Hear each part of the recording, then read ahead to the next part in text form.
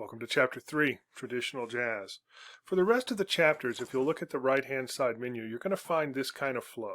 You'll find some introductory materials, sometimes articles, sometimes just my writing. But then you'll get to the section that says the people who made it happen. And we'll get now into individual personalities and how their music evolved. Again, there's dig deepers throughout. If you're using the HTML book, you can click on those, and they all open up in new windows, which is pretty nifty. This is a section from Jelly Roll Morton's book called Mr. Jelly Lord. You had a brief section at the end of Chapter 2, and here's the other part of the story where he talks about life in New Orleans and how things worked. Pretty cool. This is a link to the entire book. Here's a very important section on jazz band techniques and how they evolve in New Orleans. A lot of the traditions we set up in New Orleans around the turn of the last century, we still use. Frontline instruments versus rhythm section instruments. It evolves, as you'll see, chapter after chapter. The basic jobs, they're described right here, and they kind of stay the same. And then, of course, we get to the people. First, you have an example of the most famous Dixieland tune of all time, When the Saints Go Marching In. This is, of course, a recreation in the 1950s. This is not what it sounded like in New Orleans. It's similar, but it's a little more modern. We didn't have any recordings of the earliest days of New Orleans. We don't have the first jazz recording until 1917, and jazz is evolving 15, 20 years before that. But it's a pretty good recreation of sort of what we call the Dixieland revival in the 1940s and 50s. Buddy Bolden. No recordings of him, virtually no history of him, but he's where everybody starts. All the guys point back to Buddy Bolden. That's where jazz started in New Orleans. So we start with Buddy Bolden, and you'll see some video clips of him, most likely, depending on your class. Joe King Oliver, very important early musician in New Orleans, but he also was one of the first to take it out of New Orleans to Chicago. He takes the King Oliver Creole Jazz Band to Chicago around the Black Exodus of 1917-18. He leaves all of his jobs in New Orleans to this guy, Louis Armstrong. Then later in the 1930s, 23, 24, as you can see in this picture, Louis comes north. He joins King Oliver's band, and we've got a very special jazz band because now we got two trumpets, two cornets, instead of one. And Louis does this brilliant job of improvising in King Oliver's band like nobody had ever heard before. He can't be contained for long. He actually goes to New York in 1924, joins Fletcher Henderson's big band, which we'll talk about in depth in Chapter 4 because that's the foundation of swing music. Louis gets tired of that after a while. The band is less than professional.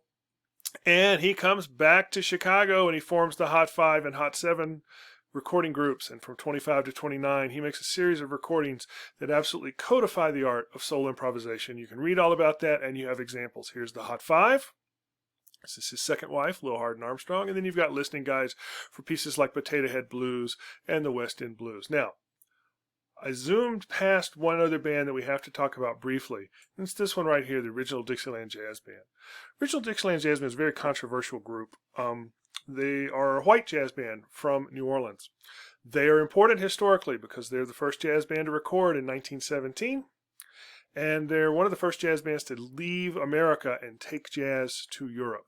They're a very controversial group. The cornet player in particular, Nick LaRocca, was an overt racist, and the older he got, the worse he got, the more vocal he got. But historically, they're kind of important to the history of jazz, and it's a complex relationship with jazz and jazz history. You have an excerpt from a book called That Devlin Tune by Alan Lowe. This is a fantastic overview, and he really paints a very balanced picture of a very complex subject. So, important before Louis. Louis was inspired by them in some ways, but I think he was also bothered by them in some ways later on.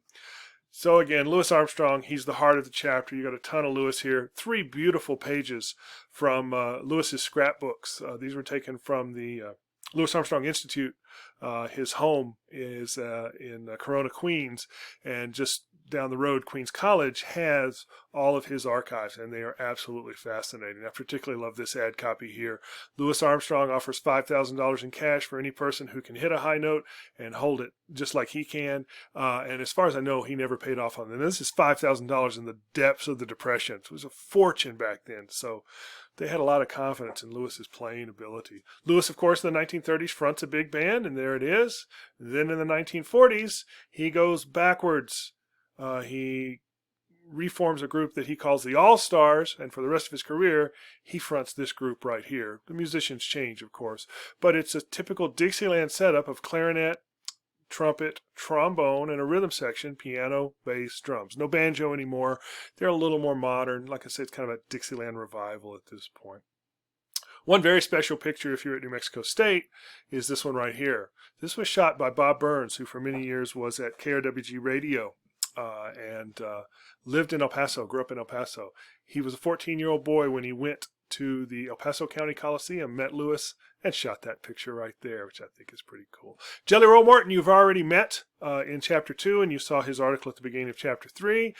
Here's more information about him and his very specialized style of music. And then we have to talk about Bix Beiderbecke and Sidney Bechet.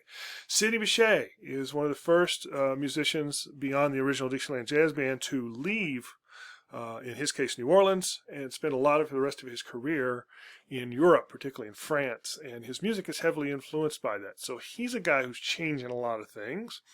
And Bix Beiderbecke is considered universally the first really important white jazz musician. And he had a complicated career. He battled the same segregation issues that black artists battled. He couldn't work with the best musicians, and he found himself in a lot of inferior white bands. In particular, a band led by a guy named Paul Whiteman, you'll meet in Chapter 4. That's a different story. That was not an inferior band. It just wasn't playing the kind of jazz that he really wanted to play. Two of his colleagues, Frank Trumbauer, Eddie Lang, and then you have a great excerpt from a great tune called Singin' the Blues, and you have an excerpt from the liner notes for this particular album. Really tells Bix's story very well. Now, I mentioned the Dixieland revival of the 1940s and 50s. It has continued to this day, and this is one of the cool things that you'll see as you go through these chapters. Jazz is very much progressive, but at the same time, all of the styles remain, and they're still actively played. Bix Beiderbecke, for example, was born in Davenport, Iowa, and this is the entrance to a yearly festival. Now, we're in the middle of coronavirus right now, so it ain't happening this summer, but normally, right on the banks of the Mississippi River, there's a fantastic 3-day jazz festival, and it's just a ton of fun if you ever get to go there. Until very recently, there was an amazing band in San Antonio led by this guy, Jim Cullum. The Jim Cullum Jazz Band, for over 40 years, were absolute masters of the traditional jazz and early swing styles. Again, if you're at New Mexico State University, little local color. This guy right here, Howard Elkins, from El Paso, Texas, got his start in the same Dixieland band I got my start in. Amazing guy, still a great player. Cullum unfortunately passed away recently, but his legacy absolutely lives on. You got a great recording here. More importantly, some active links right here. Jim did a series of over 300 shows for National Public Radio called Riverwalk, live from the Landing. The Landing was his club in San Antonio. And this is a link to that archive. Absolutely fascinating.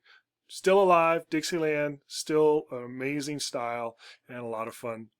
If you're ever in New Orleans, go to Frenchman Street. Party, party, party. It's all in the appendix of the book. You can check it out there.